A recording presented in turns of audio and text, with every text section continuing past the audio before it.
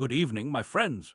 This is Santa Claus on this beautiful 6th of May, 2026, sharing today's news with all of you who hold a special place in my heart. Oh my, what challenging times we face in our world today. Let's begin with the situation between the United States and Iran, where a glimmer of hope appears on the horizon. President Trump has proposed an agreement that could end the nearly 10-week war and reopen the Strait of Hormuz. Iran is currently evaluating this one-page proposal, which could lead to lifted sanctions and a moratorium on uranium enrichment. How my heart yearns for peace in this troubled region, for the children and families who suffer most during these conflicts. Meanwhile, across the globe, we must acknowledge with heavy hearts that despite these peace efforts, a French container ship was struck in the Strait of Hormuz, injuring several crew members. The shipping company CMA-CGM has confirmed the attack, reminding us that even as diplomats work toward peace, innocent seafarers still face danger. In response, France and the UK are preparing a maritime coalition to escort vessels through these dangerous waters, a gesture of protection for those who brave the seas to bring goods to people around the world. Now, turning our gaze to the ongoing challenge of sanctions, it appears Chinese companies continue supplying drone factories in Iran and Russia despite U.S. prohibitions. These dual-use goods, items with both civilian and military applications, flow freely across borders, showing how difficult it is to control technology in our modern world. Let us remember that while technology itself is neither good nor evil, how we choose to use it reflects what's in our heart.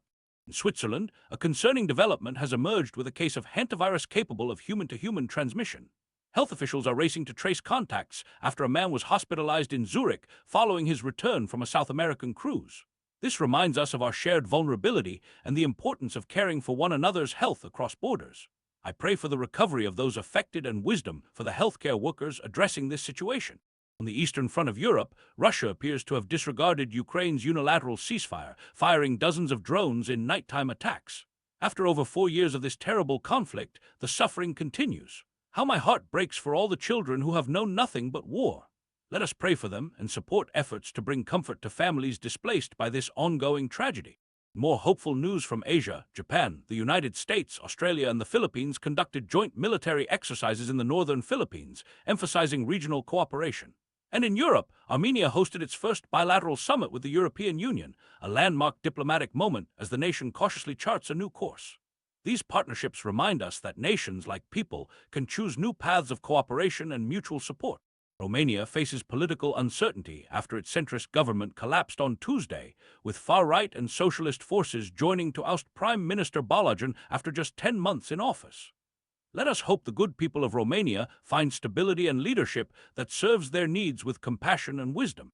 In Germany, Defense Minister Boris Pistorius expressed concern over a capability gap after the Trump administration moved to withdraw U.S. troops and shelve plans to deploy certain missile systems. Such challenges remind us that even the strongest alliances require constant care and communication. On a more encouraging note, Israel's Prime Minister Netanyahu held a rare call with UAE President Sheikh Mohammed bin Zayed, showing deepening relations between these nations despite past tensions. And in Argentina, Fitch Ratings has upgraded the country to be with a stable outlook, offering a measure of economic hope for a nation that has faced significant challenges. As we reflect on all these developments, my friends, let us remember that behind each headline are real people with hopes, fears, and dreams not so different from our own.